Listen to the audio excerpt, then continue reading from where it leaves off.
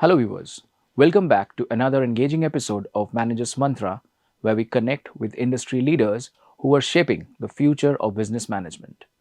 Today, we have with us Mr. Amit Chincholikar, Group President, Human Resources, Hinduja Group, a 111-year-old conglomerate present in over 100 countries. With an experience spanning India, Singapore, and the US, Amit has managed HR functions across more than 50 countries. Before joining the Hinduja Group, he served as Global Chief Human Resources Officer at Yokohama Off Highway Tires. His career also includes pivotal leadership positions with Tata Consumer Products, Tata Sons, Aditya Birla Group, and Mercer Human Resource Consulting. Without waiting further, let's jump right into this insightful discussion. Hi Amit, a very good afternoon and welcome to this new session of Managers Mantra, where we invite industry experts like you across different sectors and then we discuss a few questions with them. Thank you so much for joining in today. Hey Abhishek, good afternoon, and it's a pleasure to be here. Thank you for having me. So let us start discussing the questions, Amit. My first question to you is India is one of the world's youngest talent economies, as we know. Now, how have you seen the skilling landscape evolve over the years, and what do you see as the biggest opportunities and challenges ahead? Thanks, Abhishek, and I think that's a great question. I think we've seen a remarkable transformation, in my view, as far as the skilling landscape is concerned. Because I would say that the greatest role that skilling can play is towards improving employability. And the traditional model of employability has always focused either on functional or on technical capability or competencies. And the biggest indicator of that typically came from an academic qualification. I think over the last decade, you've seen that this has gone dramatically beyond academic qualification. It's not just about the ability, to acquire a particular, knowledge or skill about, a particular discipline. But I think a large part of it is about being able to adapt quickly. We are seeing a significant collaboration across disciplines. So the whole thing of functional or technical deep specialization is something that's coming under increasing threat. And I think the need to be able to solve complex business challenges is something that has remarkably come to the fore. I think to answer your question, the biggest shift that I have seen over the last decade is from divergence to convergence. The convergence of being able to solve problems that combines technology, business, and human skills is, I think, the direction in which we've kind of pretty much gone. So while things like data literacy, digital fluency have really become baseline on the one side, the other aspect of uniquely human skills, which is stakeholder management, creativity, resilience, a lot of these have come to the fore in that sense. So that's the first part of your question. What is the biggest opportunity for India? I think it's undeniably the fact that we have a huge demographic dividend. And while we talk about it, not just from the point of view of the number of people who are there in the workforce, it's also about the ability to being able to deploy this workforce not just in manufacturing but in services, but in multiple areas with the gig economy that the country kind of stands for. I think if we are able to create, a reasonable understanding or a reasonable convergence, if I'm use the term, between organizations, academia, and policymakers, then the gap between education and industry requirements is something that we can really build. The challenge on the other side really is that skills are becoming obsolete faster than they're becoming relevant. So for someone who's entering a professional course that is 3 years or 4 years, or 5 years, that is there, which some of the professional courses in India are, what you begin to learn at the beginning of your course may actually be obsolete by the time you reach the end of your course. So how is it that you are able to ensure a continuous skill upgrade? I would say that is the big challenge that we are facing. Thank you so much, Amit. Moving on to the next question. Beyond hiring talent, what role should companies play in building a future-ready workforce and strengthening India's skilling ecosystem? So I think the big shift that I have seen happen, Abhishek, is that organizations otherwise were essentially passive consumers of talent, right? So they would get to a campus or do a recruitment, and then they were effectively acting as consumers. I think the need for now has come for organizations to become active creators of talent. And the only way that you can become a creator of talent is if you are actively able to invest in learning. If you are able to create, structured development journeys or growth journeys for individual. How is it that you are able to invest in growth in reskilling? How is it that you're able to create experiential learning opportunities as people are coming through? I think this is only possible when you're able to build a strong ecosystem or partnerships with business schools, with industry bodies, with universities, because that combination really is the sweet spot of where talent meets opportunity, if I'm used the term. And this is true not just across as a theoretical construct. And for example, some of the work that we do at the Hinduja group really is around what we like to call as three E's, which is exposure, experience, and engagement. And how is it that we are constantly being able to build on these aspects is where I think the convergence in terms of the opportunity does exist. I think we are well past the stage where people will have just one career, and therefore a career is not built on jobs, but it's built on experiences. So how is it that organizations are able to equip people to be able to take on a variety of newer experiences really will determine whether people continue to remain engaged with organizations or not, because the concept of loyalty now is no longer towards an organization, it's towards a skill or towards an experience. And therefore I think organizations now have the responsibility, like I said at the beginning of this conversation, to no longer be consumers of talent but actually to be creators of talent. So that's the way I'm seeing it changing, Abhishek. Thank you so much for that answer, Amit. Really insightful. Very curious to know that Hinduja Group is having businesses across diverse sectors. Now, how do you identify high potential talent and what qualities do you look for in the future leaders? So I think Abhishek, the when this is obviously a question that has existed. It's an existential question that has come to us from generations, which is what constitutes talent. And this is a question I don't think that's restricted actually to corporate. You look at it from the context of sport. You look at it from the context of academia. You look at it from the context of bureaucracy or politics. The whole definition of talent actually has very often, I think the mistake most organizations make or most of us make actually is center talent around performance, right? And performance obviously, while is a very necessary indicator of what talent is, it's never a sufficient indicator by itself. I like to use an example like of a passport visa concept, right? Which is to, if you have to enter another country, a passport enables you to leave your current country, but you need a visa to be able to enter your destination, right? So performance is your passport. Now, therefore, what constitutes visa? And I think at the Hinduja Group, we've done a little bit of research. We have the benefit of being a 110-year young conglomerate, if I'm used the term. So we have had the opportunity to kind of sharpen this over a period of time. And we've essentially come down to, I would say, three or four key things that really determine what life looks for us, right? So our definition, if I'm used the term of potential, or what qualities do we look for, to answer the original question you asked, I would say learning agility. So how easy or how engaged are you in constantly wanting to learn new things?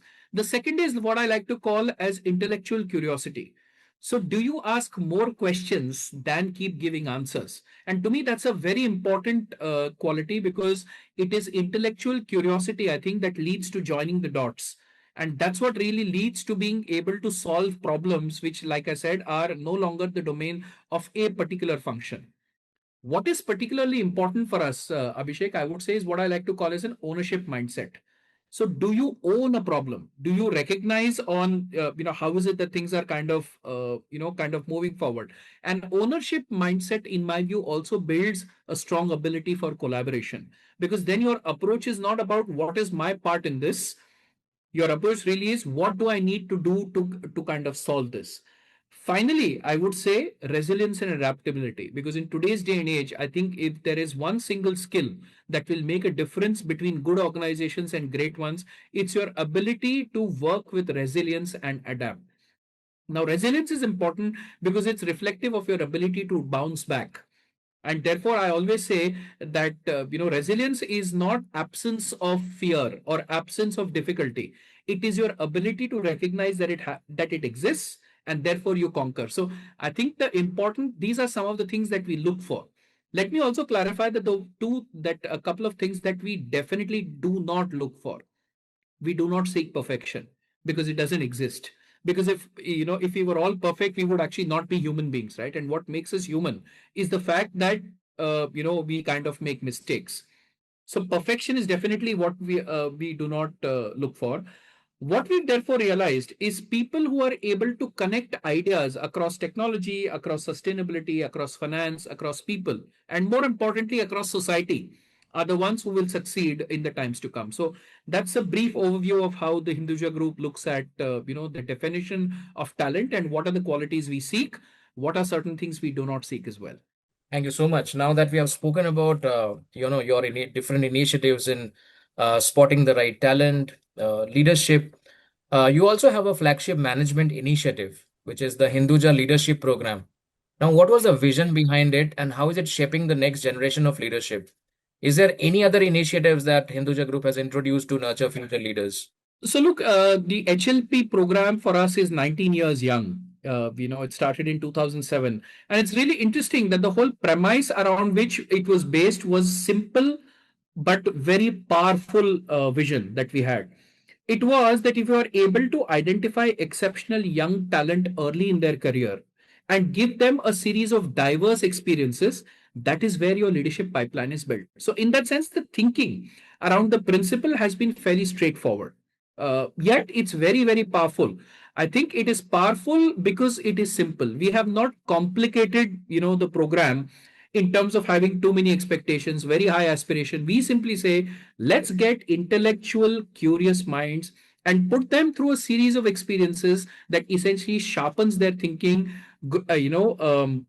improves their ability to understand, what real world problems look like, give them opportunities to experiment, therefore give them opportunities to fail, because experimentation and failure essentially is what leads to innovation, right? So that's the fundamental premise on what it's based. Obviously, what makes the program unique is the diversity of experience that people get. Now, very often there could be somebody who's working with a customer that we have in our technology business that enables them to be in Jamaica, and otherwise they could come back then to India and set up a renewables project that we need to have in places like Rehala, Behala, and Shambhapura. So I think the sheer width, not just of business and function, but also of geography, is where there is a little bit of uniqueness that the program happens. It's rooted in how shall I say, being very close to the ground. So I think the group clearly, firmly believes that leadership does not develop in classrooms, and we like to use what we call as the 24-48 principle, right? Which is that none of us have any business to be seated in a room where the temperature is 24 degrees if we haven't experienced what it means like to be on the ground where the temperature is 48 degrees, right? So it is really rooted in the philosophy of recognize real life experiences, because that's what actually gives birth and rise to what is it that can happen. We're actually supporting it with something we call as Hinduja Catalyst, which is about being able to groom people to be able to take on greater responsibilities purely by talking to them about things like resilience, growth, collaboration, etc., which will help them to succeed. So we're taking a little bit of an integrated approach, and we are very excited at the possibilities that these initiatives hold for us. Abhishek. Thank you so much, Amit. That was a really very insightful thing that you brought in. So, my next question to you is around the opportunities in HR today. As you know, a lot of our viewers are the management students across the country, so they will be very excited to know the different opportunities that exist today. HR has evolved from basic administrative roles into a strategic function now. So, what has emerged as the top jobs in HR today that are attracting bright MBAs? It's an interesting question you ask, Abhishek, because otherwise human resources traditionally has been seen as a support function or an enabling function in some ways, and like we've talked about the skill or the transformation journey that the country is seeing, or the various skills in India are seeing.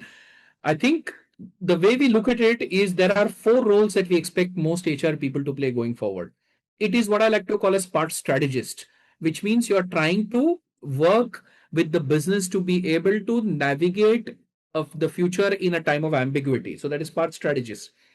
It is part technologist, So how is it that we can work around almost like the Olympics motto, right? Which is higher, faster, stronger. So how is it that you're able to do things that are around the pivot of higher, faster, stronger using technology as an enabler? So I would say part strategist, second is part technologist. The third one is part business partner, right? So which means you can never operate in isolation. Business partner by definition means that you will have to go not just vertically upwards to work with supervisors and leaders. It also means you'll have to go horizontal to be able to talk to length and breadth of the organization, right? There is a reason why the function is called human resources. In that, resources is secondary, human is first, and that will happen only when you are able to look at the length and breadth across.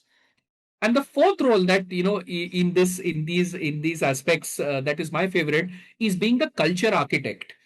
Now, why is the culture architect role important? It's because as the workforce demographics are changing, the kind of people that are entering the workforce are going to be very different or have been very different for a while. These are not people who will just take instructions, right? We can't expect a workforce whom we have taught in their life so far to stand up. We've always told people, you must stand up and speak. You can't now expect them to shut up and sit down. Which means if you're going to be a part culture architect, part of your role is about ensuring that when people come in, they have opportunities not just to learn and grow, but they also, have the opportunity to contribute. And I think that is becoming increasingly important for the workforce as it is kind of coming in. So how is it that you're able to treat them as equals in some ways, right? So how is it that you're able to, they are able to see and experience respect at the workplace?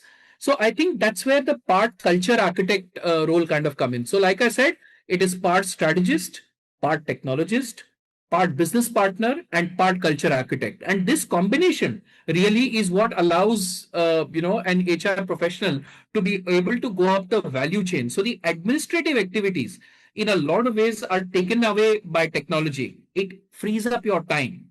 So either you can get threatened by technology to say, oh my God, I was doing this.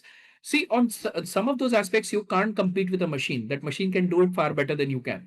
But can you move up the value chain to be able to do a lot more, how shall I say, business partnering, a lot more thinking, a lot more, ability to be able to solve, problems of the future, a lot more opportunity to be able to get people to give their very best at workplace. So I think the opportunity that is there is fantastic. It comes with its set of challenges because we are trying to navigate this at a time when the future has never been more uncertain. But I always say, it's like trying to climb a mountain like Mount Everest. There are many ways to scale a mountain. You have to decide what path you want to take, knowing fully well that there will be challenges of sudden weather changes. There will be challenges of sometimes not having the right equipment. But as long as you're clear on what your goal is and you're well prepared, you should be in a position to be able to navigate the climbing the journey onto the HR mountain, I call it, with a degree of resilience, with a degree of thoughtfulness, and with a whole lot of optimism. So, welcome to the new HR world. Thank you, Amit. Moving to the last question of the hour before we wrap up the session. Yeah. So, as AI automates routine work, which human capabilities do you believe will become even more critical for the future leaders? And Yeah. according to you, what are the skills MBA graduates they need to stay relevant in the future? So it's a great question, Abhishek, because most of us in our current form of education system essentially have always been brought up with the premise that education is a rat race, right? And I think we've now reached a stage in that journey wherein we say that if education is a rat race, even if you win that race, you're still a rat. Is that what you want to do? So therefore, life outside of the education system, as you know young graduates start stepping into the workforce, is going to be very different from what is it that they may have seen, experienced, or worked on so far. So how is it likely to be different, right? What is your ability to be able to solve complex problems is something that we are looking at people kind of getting tested on now. Your ability to solve complex problems essentially is like I said, an integration of various skills, which is asking the right questions, focusing on what are the options, logical analysis and breakdown of information, but most importantly being able to collaborate across a series of functions to be able to get something solved. So I think being able to solve complex problems is going to be a very significant skill, which I think young MBA students should be kind of, how shall I say, equipped for. I've already talked about adaptability and resilience. What is your sense of being able to change your path very, very quickly? So, earlier life, if you were to, think of the analogy as you're in the big wide ocean and you're a freight tanker, right? Which is, you're large, you're stable, you're headed in a particular direction. What it means is that if you have to turn 10 miles down the road or 10 miles down, the path in the ocean, you have to start making that change happen now, which is how traditionally large, complex organizations have operated. In today's day and life, in the ocean, you have to be a speedboat, which means you will go in a particular path, you'll go fast. There are times when you can fall off when you're on a speedboat, but hey, you've got a life jacket on, which means you're able to go in a particular direction, change that very quickly. If there is a need to change because suddenly you find, okay, there is a difference in weather forecast, suddenly the path that you thought you were going down is not the right path, you should be able to adapt and change very, very quickly. And I think that's the big skill that young people have, to be able to adapt and kind of come through. I think one highly overrated skill, and this may sound a little provocative in that sense, is about the role that AI will play and all of that. Now, having looked at this for a while, it is my firm professional belief that it is important to be comfortable with AI, analytics, automation, digital tools. Are they relevant? By all means. But to think that technology alone will differentiate your ability to do a good job from a great one, I think is absolute foolhardiness. So what we've learned over a period of time is you have to combine technological fluency, the way we like to call it, with business acumen and with human understanding. So we've reached this conclusion. I not say conclusion, but we've reached this understanding in the group that the future belongs to those not who compete against AI, but who learn to lead alongside with it. So it's going to be a great strength that's there. Obviously, it will free up a lot of your time. But what you do with that time that has been freed up will determine the difference. So you can use that time scrolling reels, right? And absolutely nothing wrong with that. But you could also use that time improving strong business acumen, improving your ability to do, to make good judgment, improving your ability to learn from day to day examples of day to day life by stepping out of your room, by stepping out of your workplace, by going on to the markets to understand how business actually takes place. To my mind, anyone who's able to combine these two or three things, there is plenty of room for lots of great graduates to come out that can enable them to stay relevant. So I would say the bottom line is it is most important that we are in an era of continuous disruption. The only way people can stay relevant is staying lifelong learners. So as long as people recognize that they are lifelong learners, they also recognize that at the end of the day they've got to be good listeners. I always like to say, anagram, if you were to look at, the word listen, and you were to look at an anagram of listen, it actually gives you silent. So there is a reason why we have one mouth and two ears. It comes from the fact that we should be able to listen better than we are invested in, talking. And therefore, people who do that become lifelong learners, which becomes the differentiating ability. So you can you can be great friends with AI, but your ability to be a lifelong learner really is what will differentiate you. So that's what I would say, Abhishek, is this is what young MBA graduates need to do to continue to stay relevant. Thank you so much, Amit, for sharing those rich insights with us today. Thank you so much for sharing the suggestions, very rich and valuable suggestions that will be a great learning for all the management students that will be who will be watching this interaction. We really hope that this will be really loved by the all the students and all the viewers watching this. Thank you so much again for taking out time and participating in this session. We are really hopeful to stay connected with you and have you again in any of the future sessions by BSmart Business Standard. Thank you so much, Abhishek. Let us remember that the future belongs to those who co-create it. So let's jump into creating a future that we can envision. Thank you very much for having me. So that's a wrap on this episode of Manager's Mantra. Thank you, Mr. Amit, for sharing your rich experience and providing career tips to the B Schoolers. B Smart viewers, we hope you found this conversation helpful. Share your thoughts with us at bsmart.edit@bsml.in. Follow us on LinkedIn and Instagram for more such insightful and inspiring content. Until next time, keep learning, keep growing.